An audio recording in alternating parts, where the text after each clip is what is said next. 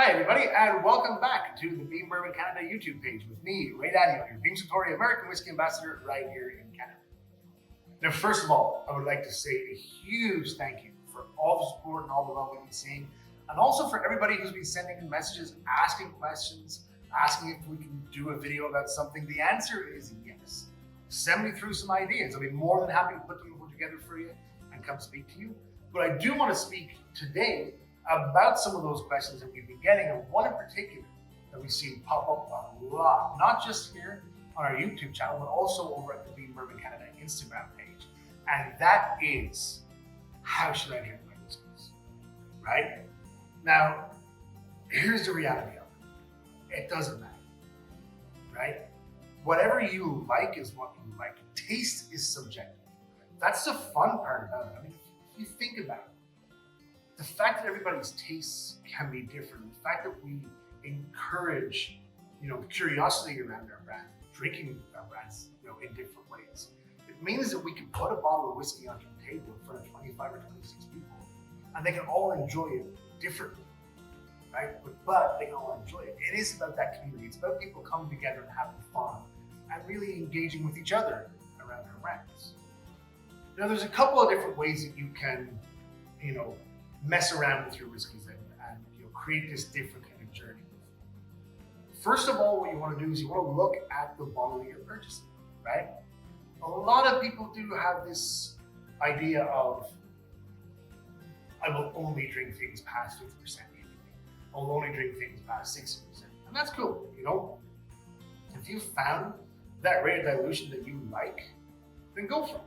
But not everybody is going to be like that, right? So, naturally, when you're working your way into the world of bourbon, into the world of whiskey, or to be honest with you, spirits in general, you want to work your way up through the alcohol content, right? It's going to be usually your easiest way to see where your limits are.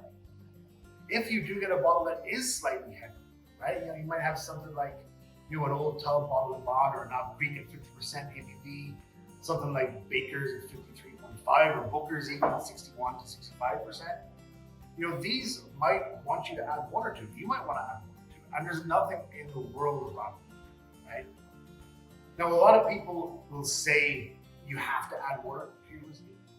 And for every one person who says that, you're going to have another person who says don't add water whatsoever.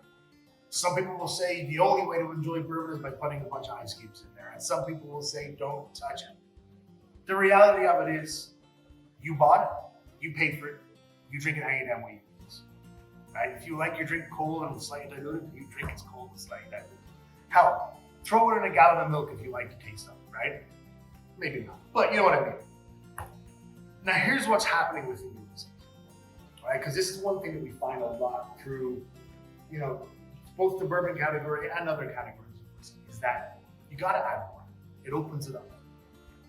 Now here's the thing, using a phrase like opens it up, it kind of reminds us of wine, of letting it breathe, and it's going to be better if you let it breathe. When you add that water into your whiskey, essentially what's happening is that surface tension on top of the whiskey is breaking, and you're causing an exothermic reaction. It's giving off heat.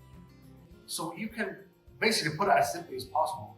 Imagine that water is just burning off, evaporating off that top layer of flavor, so to speak, right? And it's going to access some of the things deeper down. Now, you know what? If that makes it into a whiskey that tastes a little bit better for you, then it makes it better.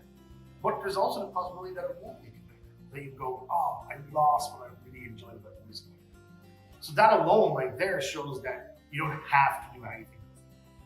As I said, sometimes I love sitting out on the balcony at home, sun beating down with a nice glass of Jim Beam White Label, bucket full of ice in the top. Sometimes, I might not. Sometimes I might want to sit inside, listen to a record, have my nice little straight up, no ice, no rocks, nothing, just drink it away. Just because you enjoy it one way one day doesn't mean you're not going to enjoy it a different way. This is the great thing about whiskey and about bourbons, that it's a journey. And you get to craft that journey for yourself. I would highly recommend play with your whiskeys, right? Cold is another thing that we see sometimes. I like to toss mine in the freezer, I like to toss mine in the fridge. Now, essentially what's happening here is, if you can imagine, flavors, all of these little molecules bouncing around all over the place, right? And they're getting that little space, and that's how they're pushing through flavor. As a cold, it's cold, they kind of all come together and they group up, right? And essentially what that does is it kind of rounds out the edge of the whiskey, right? It doesn't have as much room for it to play. Any, very slight volatilities in a way, or any of those sharp notes tend to get kind of cut off when you drink something really, really cold. Right? And I think a great example of this, even if you put whiskey aside, is get a beer at room temperature and an ice cold beer. One's going to be damn sure easier to drink, right? Now, if you like it like that, you like that extra bit of viscosity it usually will give to it, you like that rounded out edge, then for sure, drink it after being in the fridge. If you put icing there, it's going to give you that, but it's also going to give you a rate of dilution. So you will get a little bit of that deeper in flavor off it as well. And sometimes we'll bring out, especially kind of chocolatey notes in whiskies, but not everyone, of course. I guess the point of really what I'm trying to say here is don't let anybody tell you how to drink your whiskeys. You drink it any way. Of course, the only wrong when you drink whiskey is not to drink it at all, right? So listen, folks, thank you all so very, very much for joining in. Hopefully that answers some of the questions that have come through to us. But please, as I said, if you have any more questions or you do have some videos you would like to see, please let me know through the comments section. Also, don't forget to click like and subscribe. And until next time, folks, stay safe, stay happy, stay healthy, and cheers.